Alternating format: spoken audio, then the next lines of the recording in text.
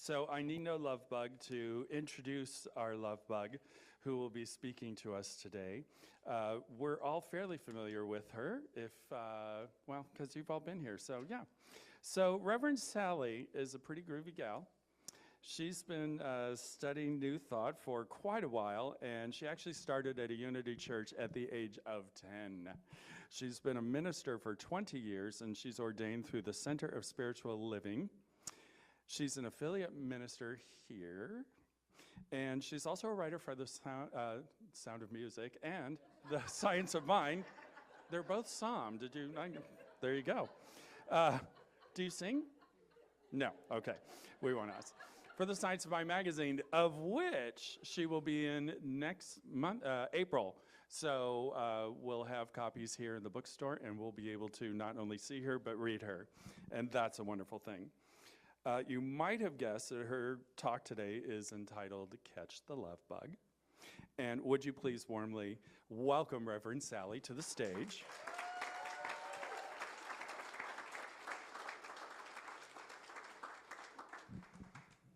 Reverend Lovebug. Yes.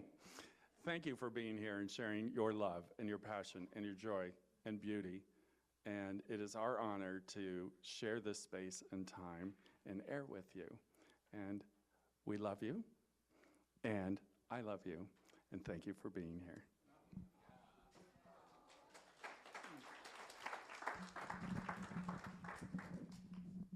You don't need to know how to introduce yourself. So Thank you, Reverend Tim. So, a love bug. Who would like to be a love bug in here? I think by the time we end, all of you will want to be. But I'm going to start. I'm going to make y'all work a little bit today. We're going to have so much fun. It's going to be a lively talk. So I'm going to ask Reverend Lonnie if he will help distribute. He is going to throw out some crumpled pieces of paper. If you receive one, this is your special message. You don't have to give it back to me. You can take it with you. It is your special message, but I'll be asking you to read it aloud as well to the rest of the group. So you get to help me talk about what it means to be a love bug.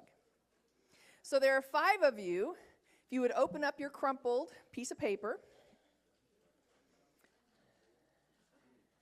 and each one of you have something different. So who's got number 1? Wonderful. Would you please stand and say it loud, please? Love bugs let go of judgment. Now remember, each one of you that received this, we're going to wait just a second for number 2. So if you get this, there might be a little coinky-dink going on. There might be something that's very special for you. So letting go of judgment is part of what love bugs do. Now let me explain a little bit more. You see this tree here? If you've lived on the coast anywhere, especially the West Coast, you've seen trees that are bent by the wind, by that constant offshore flow that just makes them look very different than they do in other places. And I bring this picture up because Ram Dass has a wonderful way of expressing this. And this is what he says. When you go out into the woods and you look at trees, you see all different kinds of trees. Some of them are bent, some of them are straight, some of them are evergreens, and some of them are whatever. And you look at the tree and you allow it. You appreciate it. You see why it is the way it is. You sort of understand that it didn't get enough light, and so it turned out that way. Or it got too much wind and turned out that way. And you don't get all emotional about it. You just allow it. You appreciate the tree. And then he says, the minute you get near humans, you lose all that. And you are constantly saying, you're to this, or I'm to this. That's where the judging mind comes in. And he says, so I practice turning people into trees, which means appreciating them just the way they are. Isn't that a beautiful way of looking at it? We don't look at trees and curse them for the way they are. We just go, oh, they didn't get enough light. They didn't get enough care and nurturing. We'll just allow it to be the way it is. I'm not talking about being a doormat here. I'm talking about simply allowing people to be who they are. And I love that reference. And love bugs, if we are true love bugs, really let that go. We allow people to be in our world, and yet we don't get upset if they're not operating in the way that we think would be the best and most wonderful way. We just allow. They're just trees. This also means letting go of the judgment of an experience, not just people, but experiences. Now, you couldn't have a talk about the love bug without bringing up Herbie the love bug, right? One more time. Yes. Herbie's in the house. There's many of us who remember the original love bug, right? I remember going to the theater as a kid, watching it. They also did a remake of it with Lindsay Lohan. So we had a model there of this love bug. And so when I went to college and it was time for me to buy my first car, guess what I got? I got my own love bug. I didn't name it Herbie. His name was Sam. I don't know why I picked that name. It just kind of fit him. And I bought this car in college. I was going to a junior college and saving up my money so I could go to a regular 4-year college after I got my AA. And I was looking around while I was a freshman and sophomore, and I'm like, where do I want to go? Where do I want to go? I was majoring in communications, television primarily, and I was working at a TV station, had to work my way up to being a reporter and even an anchor when I was in my sophomore year. And I wanted to go to another good communication school. Well, the very best one at the time was the University of North Carolina. And I was like, that's where I want to go. And I got in my little love bug, and I drove up to North Carolina, and I took the tour, and I was like, oh, I just want to go here. I was so excited. While I was there, I bought a sticker. You know, the stickers you put on the back of your car. It said University of North Carolina. I was so excited. I drove around with that sticker on my car for a year while I waited for the process of applying to the college and waiting for the acceptance. I applied to a couple other colleges too. So I was so excited when I got in the mail a letter from the college that said, you have your dorm assignment. I was so excited. I've got a dorm room. I'm so excited. And then a few weeks later, I got a letter from the university, and I'm thinking, this is it. This is my acceptance letter. And I opened it up, and it said, we're so sorry to tell you that you did not make the cut, or whatever it said, something to that effect. I was devastated. I'm like, but you gave me a dorm room. How come you're not accepting me in? I had very high grades. There was no reason why. It didn't even occur to me that I wouldn't be accepted. And I was like devastated. I was like, oh. I found out later that North Carolina is one of the schools that they only allow 15% of students to be from out of state. So that diminishes your capacity quite a bit.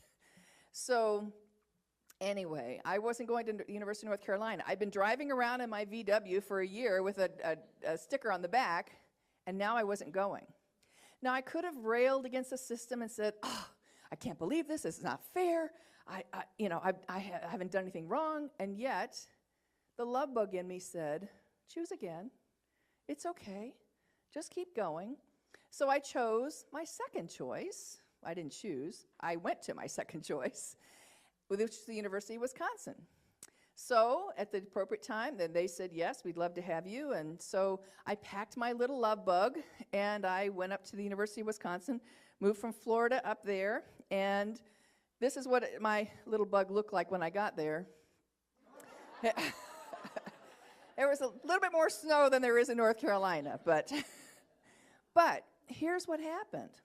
That was the perfect thing. It was absolutely perfect the way it worked out. Have you ever been in that situation where your first choice didn't work out, but your second choice was really what you should have been with? Am I the only one that's ever happened to in the room? Okay, just a few of you. And so we get the opportunity to understand that life is always providing us with the very best opportunities if we choose to believe it. So who's got number 2? There you are. You get a do-over. All right. Has anybody here ever wanted a do-over in life? A few of you, yes. Do-overs are absolutely wonderful. And it's really incredible that when we get to a point in our life, like I was with my not being accepted, I just went, okay, I get a do-over. I will go someplace else. Sometimes there's things in life that we really mess up and we want to do over, right? I actually found a website online. It's one of the funniest websites you'll ever run across, and it's all about tattoo fails. Because you know, the number one cosmetic procedure in the country right now is tattoo removal. So I'll just show you a few of them, just to give you a chuckle or two. So the first one, apparently did not have spell check. He says, no dream is too, T-O, big. Now imagine you got this on your chest now. You got to live with it, right? The next one, stay strong no matter what happens, instead of what happens. Then we have, don't let the past make your decisions. Best decision ever is the title there. Never, don't give up. They must have missed that day in English that says, don't ever put 2 negatives in the same sentence. I love this one. That which does not kill me makes me stronger. I guess that could kind of work if you... It kind of works. Now the next one, Carla, you just mentioned Where's Waldo? This next one is kind of a ridiculous one because it blended Where's Waldo? Everybody knows that, right? Where the guy in the red cap, you have to find him. And if you're a lover of 80s music, remember Lionel Richie? Hello, is it me you're looking for? Well, somebody thought that would make a great tattoo.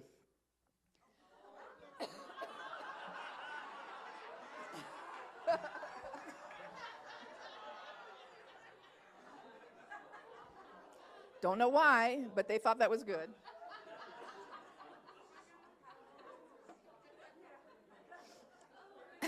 And last but not least, 2 best friends who thought they'd be best friends for the rest of their lives, so why not get a tattoo? Here's what they did. It's, yeah. I think they'll be calling their cosmetic surgeon. Deb or somebody, could I get a throat lozenge? I know, I just used my last one. So what we're doing is we're called to, thank you, Martha.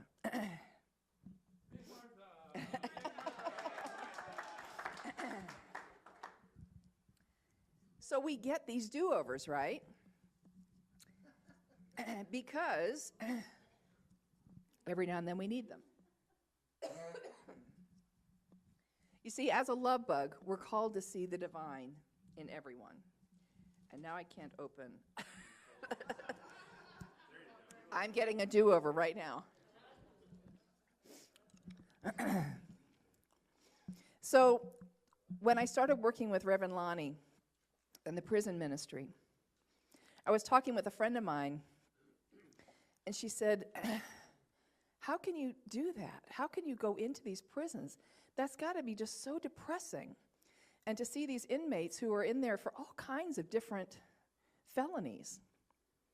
And I said, I go in there because it's my opportunity to practice seeing the divine in everyone, no matter what they've done, no matter who they are. And I really have taken that to heart because I've decided that if you can't do that in everyone that you see, then we're not really living these spiritual principles, right? So you've heard me talk about Leo Wright. This is him right here. This was taken about a year ago.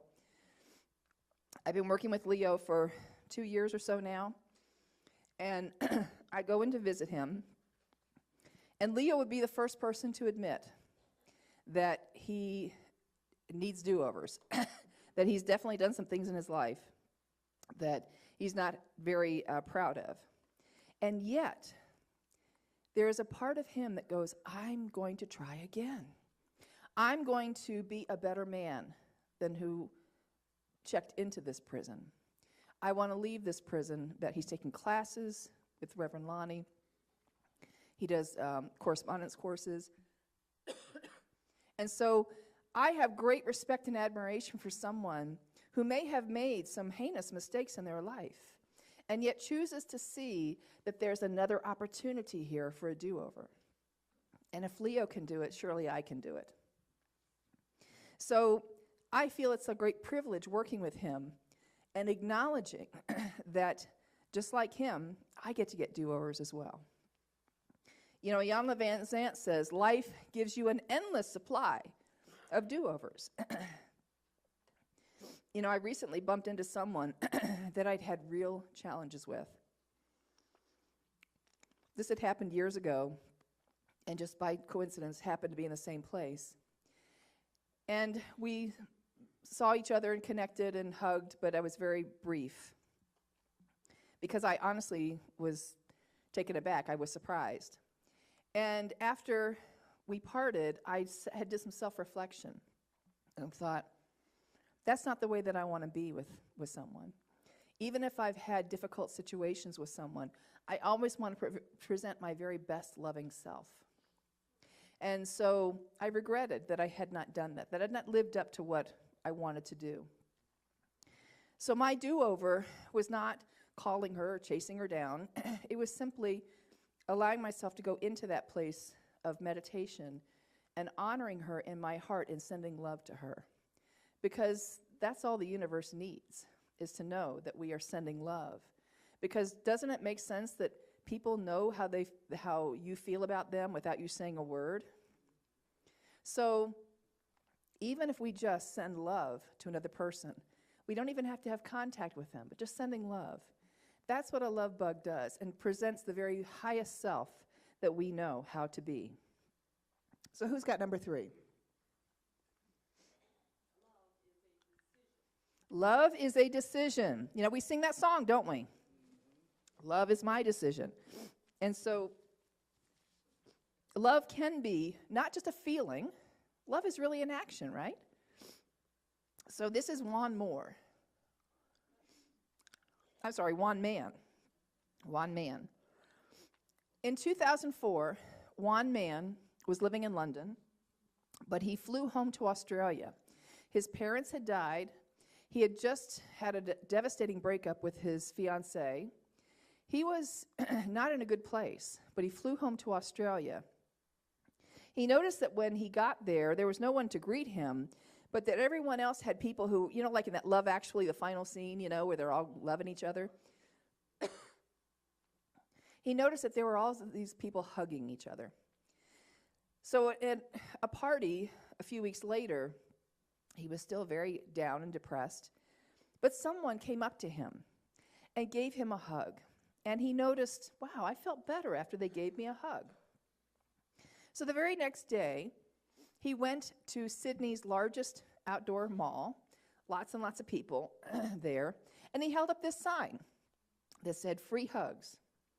And for 15 minutes, he said, it was terrible because people would stare right through him, and they wouldn't or they were like, who are you? You know, I'm not going to give you a hug, you're a stranger.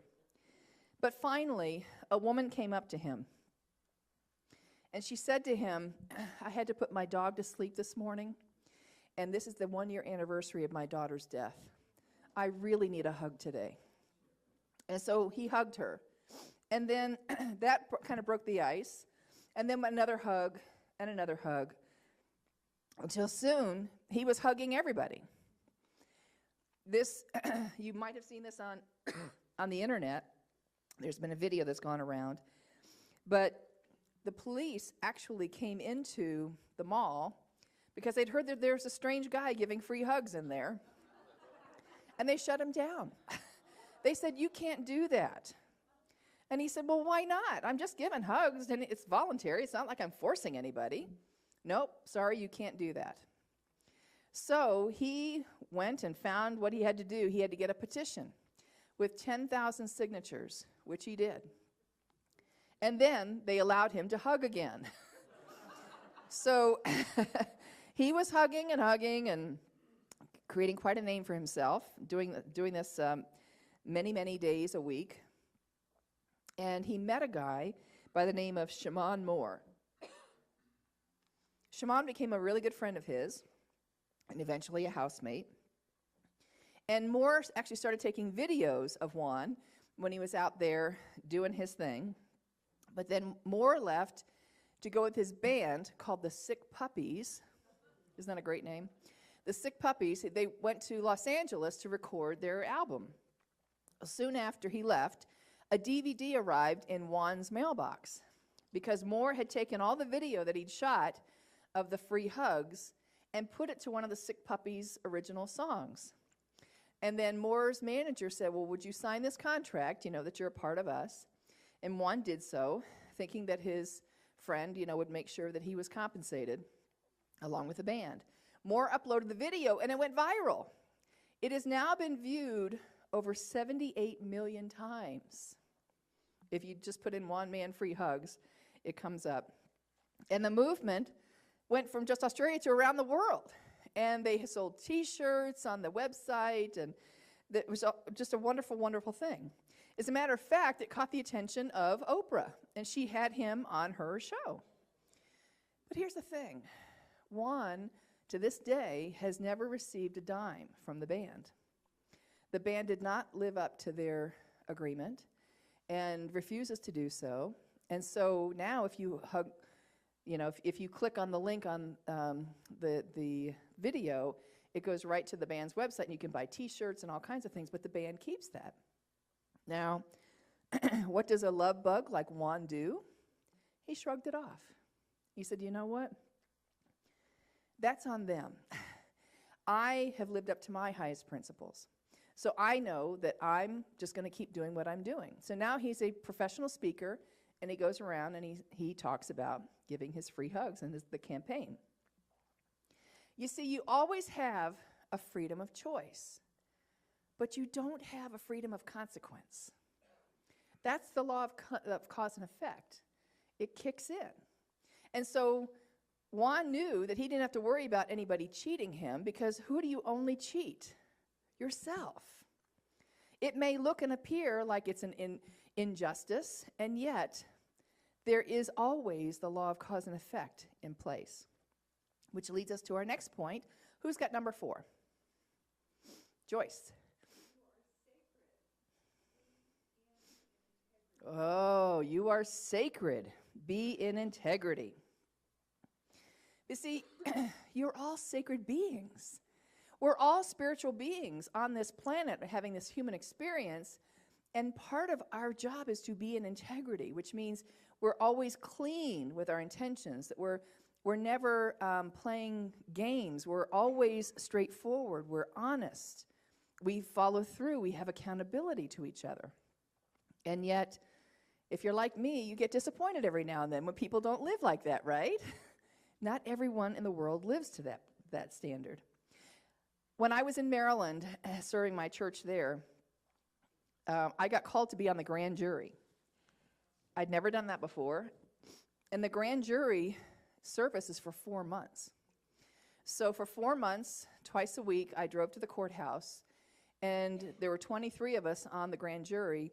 We heard every felony case in Baltimore County. So every murder, everything. And the detectives or the district attorney or sometimes the police officers who were involved would come in for each case, sit down in front of us, present the evidence, and then they left the room, and we had to vote whether there was enough evidence for this to go to trial. Now, what I learned early on was that in almost all the cases where they had caught the suspect or a suspect, the detective or whoever was presenting the information would say, and then the perpetrator confessed to the crime. And I started thinking, wow, that happens a lot. And what I learned was that it happens in most of the cases, that there is a human need in us to come clean. and that there's something inside of us that wants to present, okay, yeah, I did it. And this was happening time and time again in these court cases.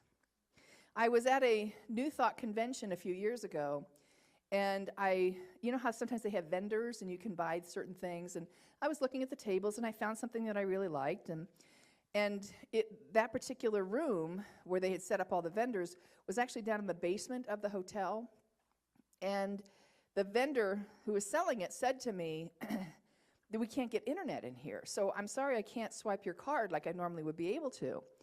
Well, I didn't have enough cash on me, and I said, can I write you a check? I mean, who takes checks these days? But I said, I can write you a check.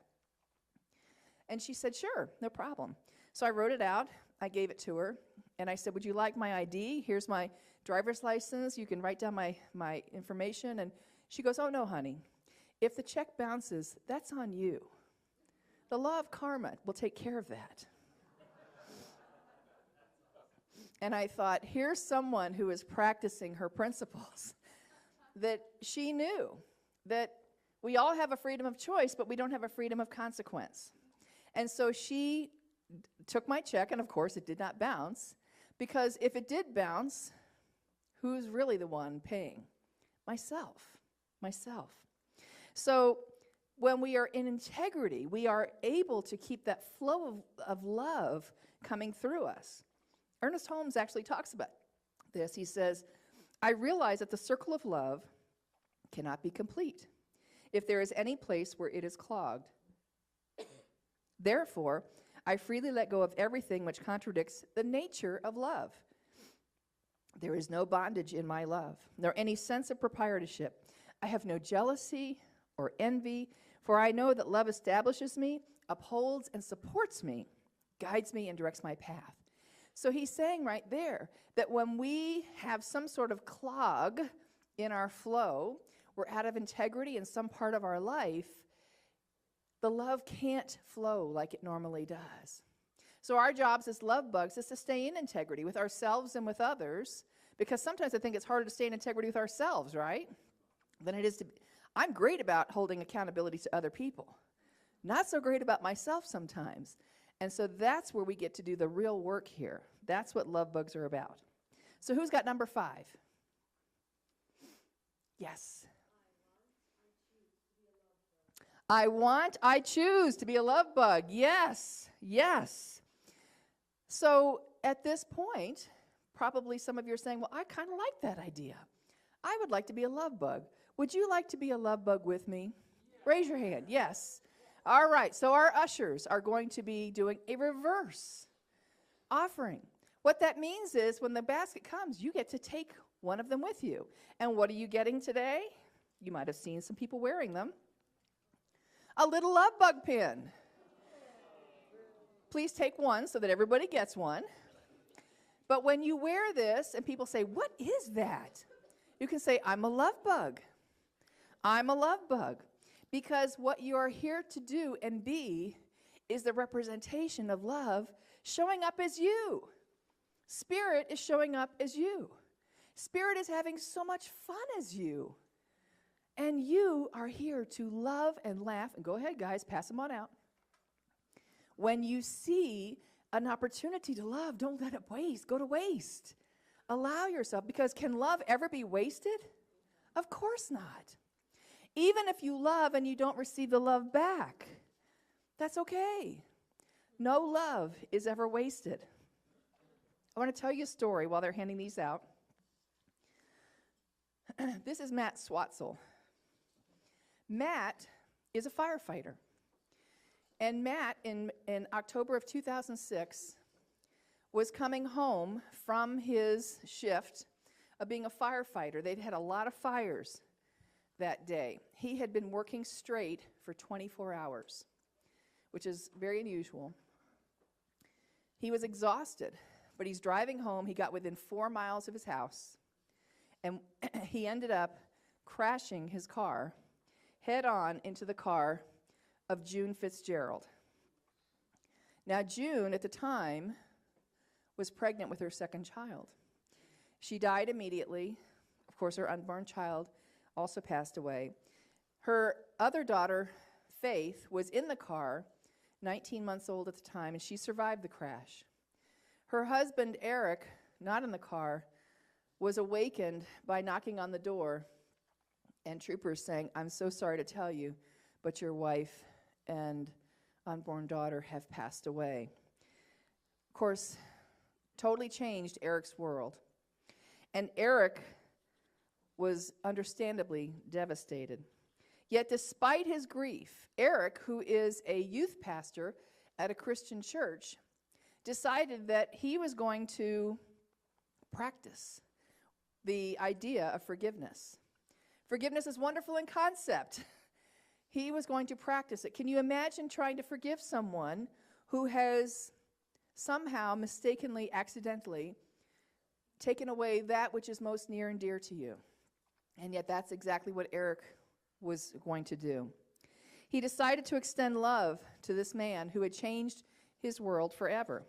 He went before the judge, and he pleaded for a lenient sentence so that Matt wouldn't have to serve time. As a result, Matt's sentence was just a fine and community service. He never did have to go into prison. Eric said, "I didn't see why this accident and tragedy needed to ruin any more lives than it already had." Not long after, because they could not talk during the trial, the two of them met by chance. And Eric went up to Matt and said, "I really would like to get to know you." And that started a friendship, and they started meeting every 2 weeks. And Matt was he was so taken aback that someone would do that. They also went to church together. So today, Matt says, without his friendship, I don't know where I'd be. You see, Matt really struggled with survivor's guilt. How come I survived and they didn't? And he was having trouble accepting Eric's forgiveness. He realized in those meetings that he needed his own forgiveness even more than Eric's forgiveness. He went to a therapist, and he was finally able to move on. Eric said, "This has just as healing for me too. I've taught on forgiveness in classes at church, and I know that forgiveness is not so much for the other person, but for yourself." So Eric didn't do it for Matt. He did it for himself. He did it to unclog any ideas in there that this life wasn't fair and how could this happen. He did it so that his love could flow freely and move. Are you ready to be a love bug? You get a choice every day. So when we make that choice by wearing our pin, by just extending love or forgiveness or kindness or compassion, and not just tolerance, but acceptance. I don't really like that word tolerance. I would want to be accepted, not just tolerated, right? So we're here to live and be living examples of God's love. And remember the love bug that I drove to North Carolina? My little Sam. Well, I was dreaming of going to college there, and that VW Bug is long gone. Somehow, I wish I'd kept it. It's just such a classic car these days. Do you remember, did anybody have a love bug, have a bug? The heater was 2 prongs in the center that you lifted up, and you lifted it up, and the heat from the engine came up. That was, so either you were freezing cold or you were like broiling hot. There were two choices.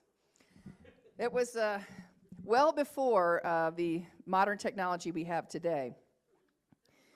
But, you know, I did end up going to another college, but there's something that stirred within me in the last few months. It's surprised me a lot. And starting last fall, I kept getting this urging, you need to go to North Carolina. And I was like, but I don't know anybody in North Carolina. There's nothing there in North Carolina that is drawing me. And it kept coming up in my meditation. You need to go to North Carolina. It made no sense logically. And I just thought, okay, I've been here in Phoenix for 4 years. Maybe it's time. And I thought, well, maybe I should go and fly there and just make sure that I'm supposed to be there and so I did. In December, I took a trip there, a very quick trip. And I knew when I was there that, okay, this is where I need to be. Again, I don't know why yet. I don't know what it's going to mean when I get there.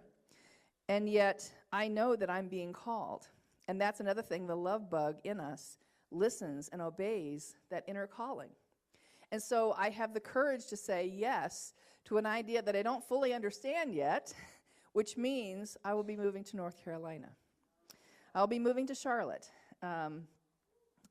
So I'm going to be moving there at the end of April. So I'll still have plenty of time to be with you. I will miss CLF more than words can say. This has become my spiritual home. And yet, sometimes we need to move on, right? Sometimes we are called to do other things. And so I was talking with someone in between services, and she said, sometimes it takes tremendous courage to follow through on those things. And I said, yes, and for some reason I've been gifted with courage. Not sometimes, sometimes I'm like, why am I doing this? And yet I know that Spirit has a plan for me. And Lonnie, I'm sure there are prisons in North Carolina, right? I mean, that I can find something to do there. Because I wake up every morning and say, Spirit, how can I serve? And there's a way for me to do that. You too might have some internal bubbling going up that's coming up for you. Now, it might not mean moving across the country, but maybe there's something that's calling you too, that maybe you should say, let me take a look at that. It may not make any perfect sense, but you get to say, okay, I will obey this. I will move forward and trust. Because see, spiritual maturity means trusting that everything is unfolding perfectly, right? So you and I, as love bugs, we get to trust. So love bugs forgive, they love, they trust, they accept, and they have courage. They have the courage to keep moving forward to something greater that they don't even recognize yet. You and I have that wisdom within us if we choose to listen, if we choose to say, yes, I'm here. I'm here to be a love bug to the fullest capability I know how to be. And that's what I want to do. I will be a love bug. Will you be one with me? Yes. Will you be one with me? Yes. Thank you.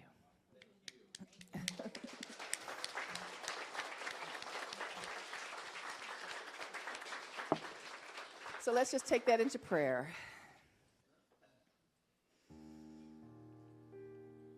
So in this moment, I recognize that the value of each one of us has nothing to do with how we look, how much money we have, what's in our bank account, what kind of car we drive. The value that each of us is that we are full-on spiritual beings. And simply by the fact that we showed up on this planet means that we are full of love, full of wisdom, full of capability, full of courage to do that which is ours to do. I know that I am standing here this morning accepting that I will be a love bug no matter what happens in my life. I will live to my highest and best at each and every moment. And I know that everyone in here is saying yes to that same calling. I know that there are some people in here who are hurting, whether it's through some sort of physical malady, maybe there's a financial crisis going on, maybe a relationship issue. I know that love is fully present, that God is in the midst of this. I know that for you. And so each and every person now gets to say yes to a higher calling, yes to a higher way of living, yes to saying, I am here to be the very best I know how to be, and I will be a love bug in the midst of whatever is going on in this world. I will be a light. And so I know and bless each and every person here on their individual path. My path is different than everyone else's. And yet we're all moving towards the same goal of oneness, of oneness. There are no others. There is only one. And so I bless our time together this morning. I bless the opportunity to be of service, for that is what we are truly here to be. I know that our time together has been fruitful and that something is bursting forth right now in each and every one of us. I let it be so, and together we say, and so it is.